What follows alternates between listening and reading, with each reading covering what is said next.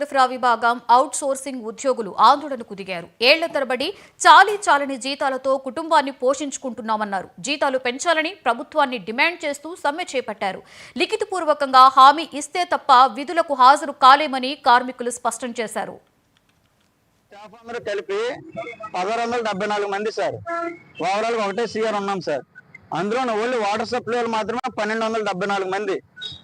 అయితే ఇక్కడ మేము ఎప్పుడైతే సెప్టెంబర్ 9వ తారీఖు కూర్చున్నామో వాళ్ళకి అంటే మేము అడిగింది ఎస్ఎస్ఆర్ రేటు కాకుండానే ఇంకో రేటు తీసుకోండి అని చెప్పేసి ఒక టైం పీరియడ్ పెట్టారు. ఎవరికైతే 10 సంవత్సరాల అనుభవం ఉండి టెక్నికల్ జాబ్ చేస్తున్నారో వాళ్ళందరికీ సెమిన్ స్కిల్ జీతాలు ఇవ్వడానికి ఒప్పుకున్నారు. ఆ 1274 మందిలో 950 మందికి మాత్రమే ఇప్పుడు జీతం పెరుగుతుంది. ఆ పెరుగుతున్న జీతం కూడా ఇవ్వడానికి చాలా ఇబ్బందులు పెడుతున్నారండి. మాకు ఇది వరకు 15,000 ఉండేదండి. కటింగ్లు పోగా 13,087 రూపాయలు వచ్చేది. ఇప్పుడు ఆ జీతాన్ని 15,000 నుంచి 3,500 పెంచుతూ